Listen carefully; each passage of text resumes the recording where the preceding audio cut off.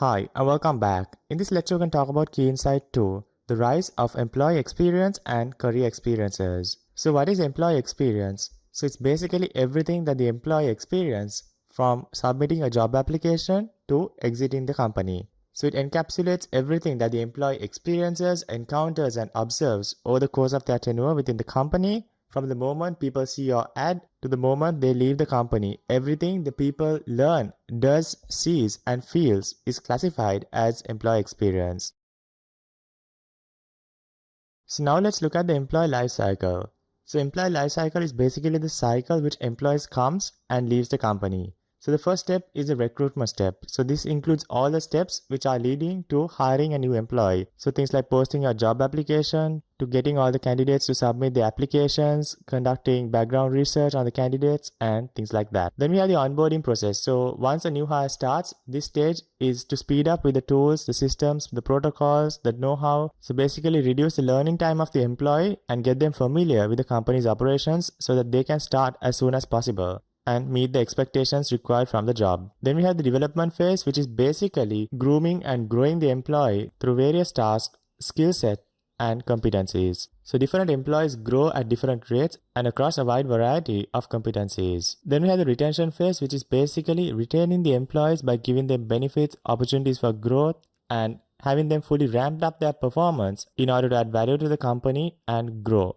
Then we have the exit phase, which is basically the final stage of this life cycle where employees can leave the organization for a whole lot of reasons, including finding better opportunities, lack of opportunities within the company, poor salary, poor benefits, and a whole bunch of other reasons. So employee experience is basically understanding the interactions between the employee and the organization between each of these stages, which have so many touch points. So for example, if you look at the recruitment phase, the way the company conducts the interview, the way the security guard treats the person when they enter into the office complex. So all these things must be greatly aligned with the company's set of principles and values that it portrays and that it believes in. And also if you look at things like development phase, if the company doesn't invest in its employees, even though it promotes that it's a human-centric company, that it cares for the people, and that's sort of a propaganda just to attract employees, and then not standing by their values and principles that they portray.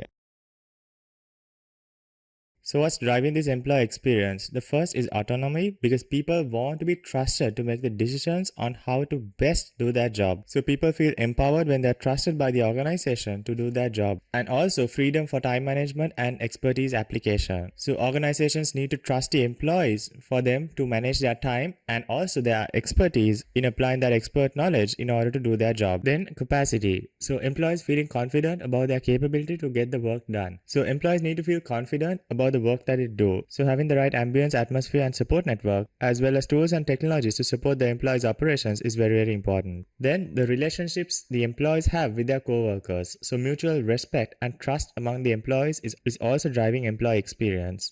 Then fairness. So employees feel that they are fairly treated in the workplace, and feedback. So employees receive adequate and frequent feedback whether or not they are meeting the expectations of their job are also driving factors of employee experience. Then a few other factors are the fierce war for talent, because there's fierce competition amongst the companies to recruit the best and the greatest of the talent pool so that they can achieve their organizational objectives, and this comes at a very big price. So employers are doing whatever it takes to attract and retain the talent amidst fierce competition and a shortage. Then we have things like organization dynamics. So digitalization, disruption and other economic factors are forcing the organizations to be more agile. So during the COVID-19 pandemic, there was massive disruptions, economic disruptions and all these factors which drove a lot of unemployment and also employees reconsidering what work means to them. So we had this massive great resignation where employees started quitting at a very high rate because they started focusing on things that matter to them the most. So if the turnover is high, it's extremely challenging for the companies to get their organizational goals achieved. So in turn, companies are looking to provide more benefits and also support the employees in their own personal life, and also realizing the fact that personal life and work life is not just isolated but it's integrated. So companies are having a lot of programs which